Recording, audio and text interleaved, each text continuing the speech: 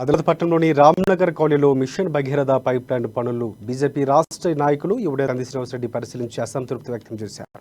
Pipe line కోసం తవ్విన గుంతలు తిరిగి పూడ్చుకపోవడంపై మండిపడ్డారాయన. వేసవి కాలం సమీపించిన తరుణంలో లీకేజీల కారణంగా ప్రజలు తాగునీటికి ఇబ్బందులు పడుతున్నారని అన్నారు.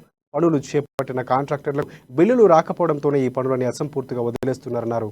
ఎమ్మెల్యే జోగురామన్న నిర్లక్ష్యానికి ఇది ప్రత్యక్ష నిదర్శనమన్నారు శ్రీనివాసరెడ్డి.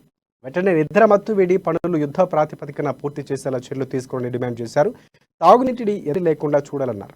లేకపోతే ప్రజలతో కలిసి ఆందోళనలు ఉధృతం చేస్తామని, ఆందోళన చేపడతామని హెచ్చరించారు.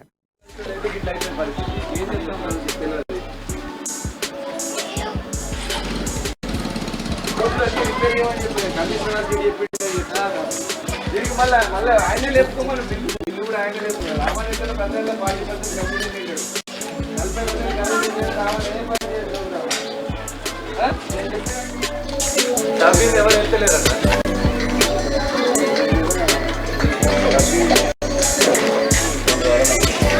ఇప్పటివరకైతే వాటర్ రాలేదు.